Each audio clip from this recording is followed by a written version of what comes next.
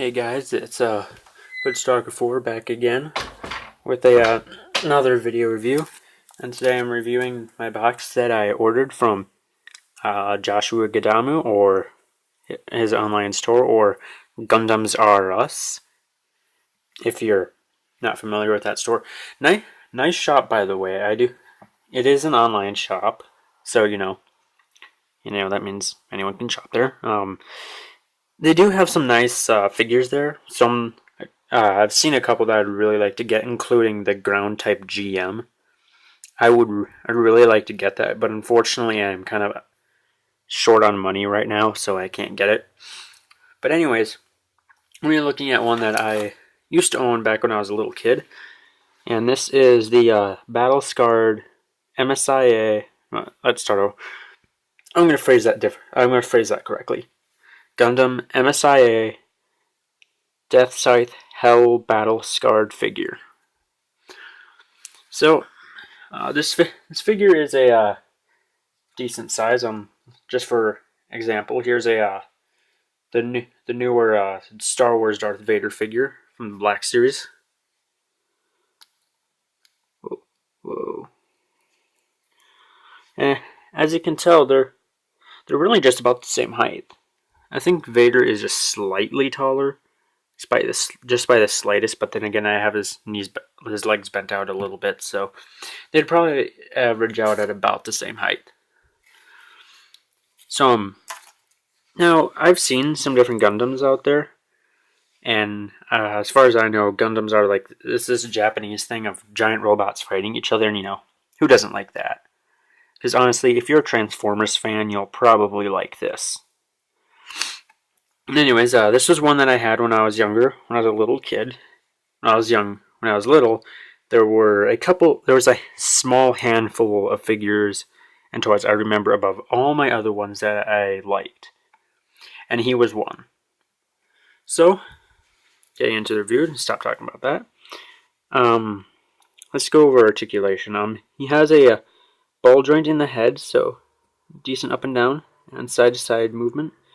He does have a ball jointed shoulder, and these blades on his shoulder pads are a double hinge, so you do get some nice movement there. No bicep swivel. There is one kind of at the elbow joint, and there is a bend at the elbow. Swivel at the wrist. There is a swivel at the waist. Ball jointed thighs. A hinge at the knee. And I think, if I'm not mistaken, just let me get it. It's her. Yeah, it looks like a double ball joint at the ankle. So some nice articulation, and these blades on the wings can fold in on both of them. And what you can do with those folded in is raise these blades up a bit. You can take these wings, and there's a way you can peg them together using the little tabs that come out where those blades used to be. There we go. And now that those are there, you can fold these blades down. And then he kind of has like this cloak / shield protecting him. And even this way, just displaying him this way, you could do, because that still looks pretty cool, in my opinion. And there is some nice paintwork. This blade is almost torn off, and then you got this big gash right on the wing, which it's pretty nice. And now, knowing a little bit about deathscythe, there are several variations of him. I believe there's a version 1 which doesn't have the wings, but he does come with his scythe, which I'll show you the one that came with this in a little bit. You can also get the Hell version, which is not like this, but it does have wings, but they fold differently. Then there's the Hell Custom, and there's 3 variations of that. There's the yellow, the gold, and then the battle scarred, which is this one. And the battle scarred is only battle scarred of the gold version, not the yellow. They never made a battle scarred yellow, as far as I know.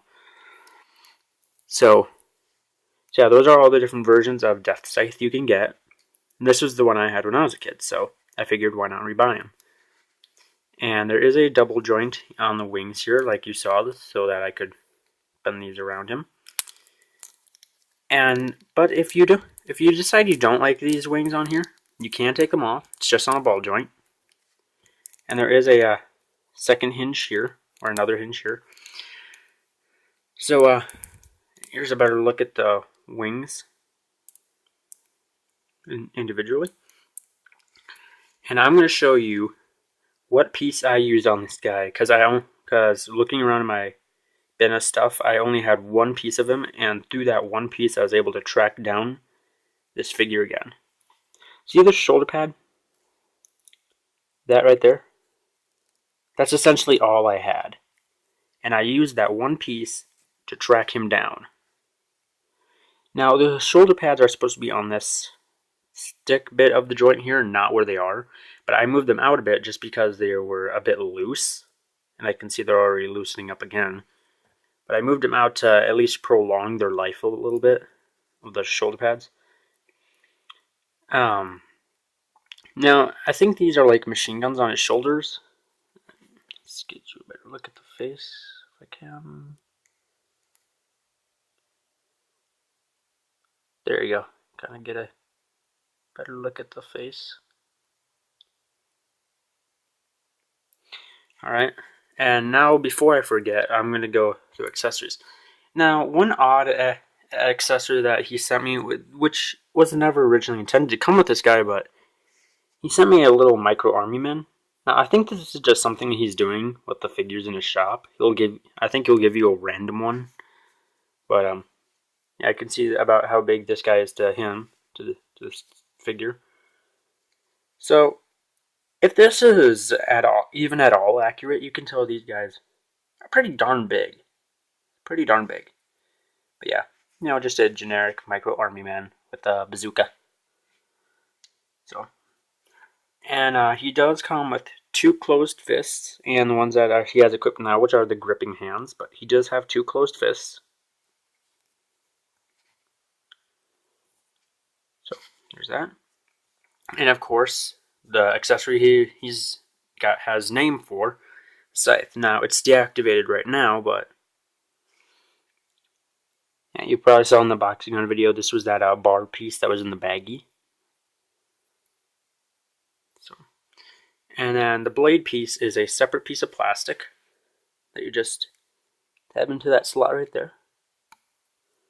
And then there's his scythe activated. And there is some nice sculpting on the blade. And just to show you, he does hold the staff or the scythe. You can get him to double hand it. I'm just not going to do that right now, but you can get him to hold it with both hands. Which this looks a bit cool when you have the wings on, but yeah, there he is.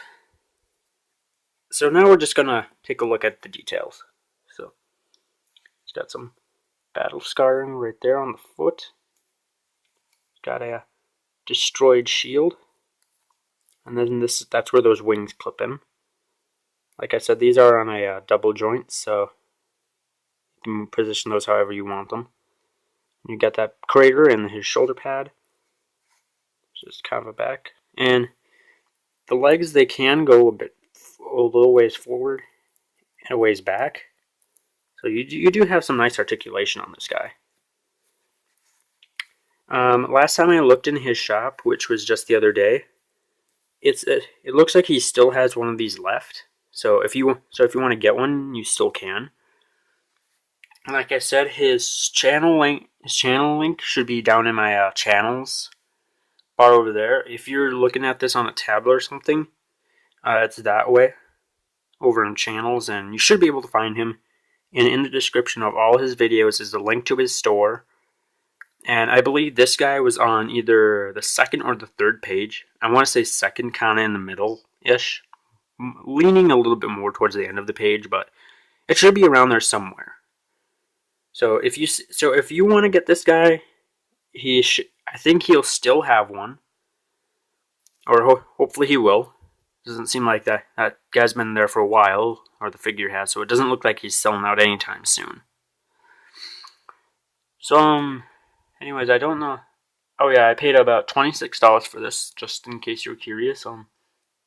I don't know of anything else to tell you other than it's a nice figure. It's pretty cool, and I am looking at expanding my Gundam collection, or expanding the number of figures I have. I can't really call it a collection because I don't have very many.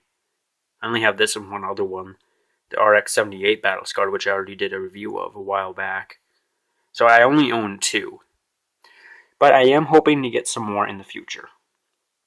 So anyways, this is Hoodstalker 4 signing out, and yeah, go get the figure.